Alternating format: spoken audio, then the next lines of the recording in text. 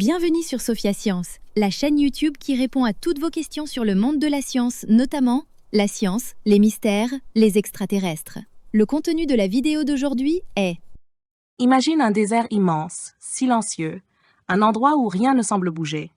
Et pourtant là-bas, quelque chose d'étrange se produit. Bienvenue à Racetrack Playa, au cœur de la vallée de la mort en Californie. Un paysage presque irréel, un ancien lac asséché, plat comme un miroir. Sauf que il est traversé de longues traces sinueuses, comme si quelqu'un avait traîné des objets lourds sur le sol. Et au bout de ces traces, des roches, de simples pierres, mais pas si simples que ça. Le mystère, c'est que ces roches se déplacent toutes seules. Oui, tu as bien entendu, elles bougent. Lentement, silencieusement, sans qu'aucune personne ne les pousse. Et pendant des décennies, personne n'a réussi à voir ce mouvement en direct. Pas une seule observation claire, pas une seule vidéo pendant très longtemps. Autant dire que ça a laissé place à toutes sortes d'hypothèses, y compris les plus farfelues. Alors, comment expliquer ça? Dès les années 1950, un chercheur nommé George M. Stanley propose une idée assez ingénieuse. Selon lui, tout serait lié à la glace. Imagine la scène. En hiver, ce désert n'est pas toujours aussi sec qu'on le croit. Il peut se remplir d'une fine couche d'eau, à peine quelques centimètres. Puis, la nuit, les températures chutent sous zéro. Cette eau gèle, formant une fine plaque de glace autour des roches. Ensuite, quand le soleil se lève, la glace commence à fondre et à se casser en grandes plaques.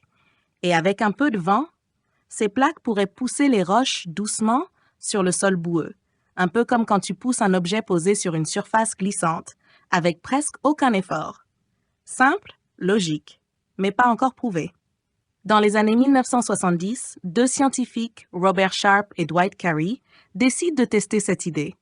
Et eux, ils ne sont pas convaincus. Ils observent les traces laissées par les roches, leur forme, leur direction, et concluent que la glace ne peut pas expliquer ce phénomène.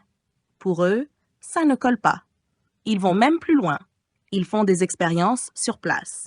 Ils plantent des piquets autour de certaines roches pour voir comment elles réagissent. Résultat, une petite roche arrive à s'échapper, tandis qu'une plus grosse reste coincée. Selon eux, si la glace poussait vraiment les pierres, ce genre de comportement ne devrait pas arriver. Conclusion, la théorie de la glace est rejetée. Mais l'histoire ne s'arrête pas là. Dans les années 1990, une nouvelle équipe de chercheurs revient sur le sujet. Cette fois, ils prennent le temps d'analyser des données sur plusieurs années. Ils étudient les trajectoires, comparent les mouvements et finissent par remarquer quelque chose d'intéressant. Les traces des roches sont étonnamment similaires, comme si elles avaient été guidées par un même mécanisme. Et là, surprise, ils redonnent du crédit à l'idée de la glace, mais avec une nuance importante. Ils expliquent que les plaques de glace ne sont pas forcément solides et uniformes. En fondant, elles peuvent se casser en morceaux. Et ces morceaux peuvent entraîner certaines roches dans une direction, puis se briser, laissant les pierres continuer seules ou changer de trajectoire. C'est un peu comme des radeaux de glace qui transporteraient les roches avant de se désintégrer.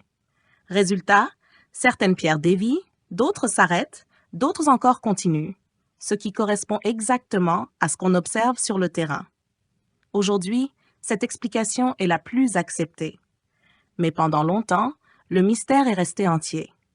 Et même si la science a largement éclairci le phénomène depuis, il garde quelque chose de fascinant. Parce qu'au fond, voir une pierre qui se déplace toute seule dans le silence absolu d'un désert, ça a toujours un petit goût de magie. Et parfois, même quand on comprend le comment, le pourquoi ça nous fascine autant, reste lui un vrai mystère. Laissez vos questions dans les commentaires ci-dessous et Sophia Science fera de son mieux pour y répondre. Merci d'avoir regardé et à la prochaine!